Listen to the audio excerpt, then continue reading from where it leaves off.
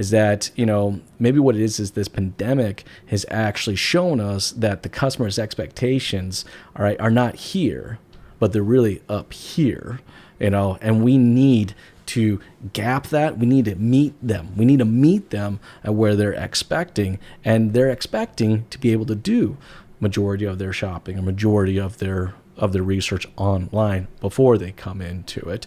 But I'd like to hear your guys' thoughts on how the customer has changed and how as an industry do we meet with those changes. Mr. Bowtie Terrence, I'll start with you, and Benny, I'll ask you the same question.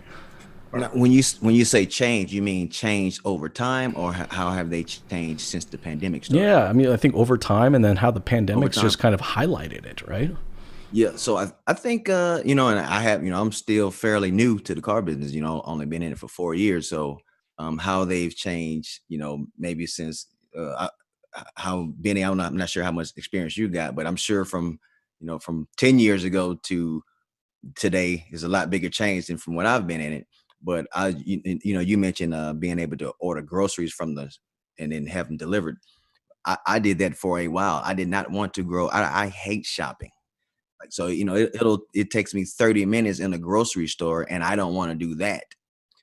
And, so there are a lot of people who don't want to go spend 4 hours into the dealership. They want to get it done beforehand.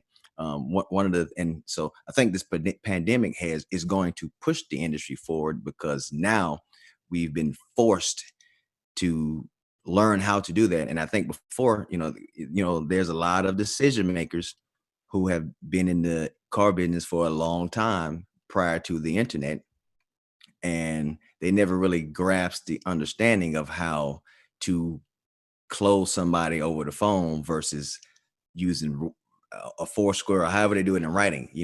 One of the things that when I'm fairly new, and to the car business, but I'm not new to sales. And one of the things that a lot of the old car dogs say, when I would come back with my pencil, they say, "Hey, you ain't writing. You ain't writing that on here." It's like, so I know there's sometimes you have to, but there's a lot of you don't have to draw graphs and do all this stuff to get somebody closed if you do a proper investigation. So if you ask the right questions, whether they, if you ain't asked the right questions before they get to the pencil, you ain't done your job anyway. So it don't matter how much stuff you put on that paper. So I think when you over the phone and even via text message, I was told for the longest, do not give somebody numbers in text message. But I've closed a lot of people because I gave them numbers on text message. And that's I think is how people have changed. They don't want to talk on the phone. They want to text. If you send a text message to a lead that inquires, "Hey, I got your inquiry. The vehicle is still available. Do you prefer a phone call or text?" Probably 90% of them are going to say text. So you can either try to force them to talk on the phone because that's where you're strong at, or you can get stronger at closing via text message. And I think this pandemic is going to change the industry more than it is going to change customers.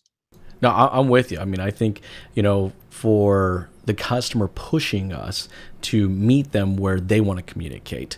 And by doing so, what we do is we create transparency.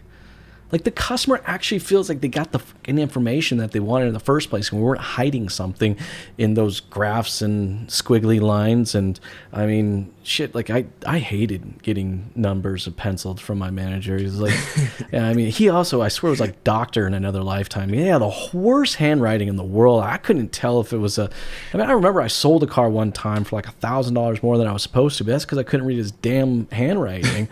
And I was just like, it was, but no, I mean, what we're saying is that the customer wants to communicate in certain ways. All right, we need to let them kind of, lead the dance now. But Benny, I'd like to hear your kind of thoughts on how, as an industry, we have to now meet those customers' expectations, and where before it was a good idea, now it's a mandate. What are your thoughts? I think what it really boils down to is the term have tos. And I always say, I don't have any have tos in my life. I don't have to do shit. I don't. I really don't. Like that, for real. Like that's how I am. Well, now the customer doesn't have to do shit either. Like they want to do it. You give them options, like Terrence was talking about. would you rather, take a text message or would you rather me call you? I had a dealer call me the other day. I know you're not supposed to get leads or new, acquisitions and clients during the pandemic, but they are happening. And he said, yeah, Benny, I called you 3 damn times. I said, oh, for real? He goes, yeah, I left you 2 voicemails. I said, who does that? I don't even check my voicemail. I'm like, why don't you just text me? But at the end of the day, if you give the customer the option, the transparency, and the no have tos, you have to come in, you have to sign 87,000 pieces of paper, you have to be here for 8 hours, you have to do. Come on, man. That's what makes people not want to do shit when you tell them they have to do shit. And if you're not transparent with them, that's how. Think about every kid out there. Don't do that. They go over there and do the same damn shit you just told them not to do. That's natural human behavior. So I think that's the big thing for me as an individual. I've never sold a car. I love the car business. I've always sold advertising and marketing. I'm familiar with the automotive business, and I keep learning more every day. But my job right now is to pivot and be whatever it is that I need to be as far as a utility player for my clients and my dealerships. Normally I wouldn't be on the phone with Hertz going, okay, you guys are going out of business. Send me that shit over so I can see how much inventory you have, because we haven't had production in 2 months. We have no Silverados on our lot. You guys, you don't have any, but you got Tahoes with 31,000 miles on it, and you're going to drop them for 32 grand. Perfect. Give me 8 of them. All right, cool. So I'm sitting back going, what? I thought we were doing pay-per-click. What the hell?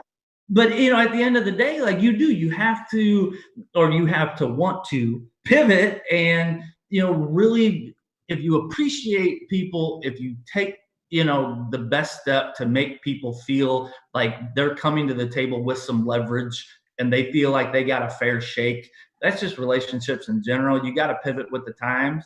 And I really think it also, it comes down to your audience and your geographic area. I know some hillbilly ass dealerships out there that still got a double truck in the yellow pages and their phone blows up all day long because that's what works for them and their audience.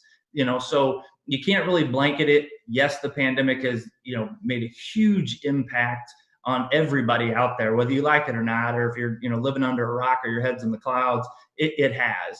The successful folks, they're really eating a piece of humble pie right now and going, man, I think I'm going to take this a little more serious. And, it might not be a bad thing that we're changing with the times. It's fear and lack of knowledge. And in my opinion, that's what it's always been in the automotive business for change. However, if you got a good team, I think you can do it. And I know we can do it.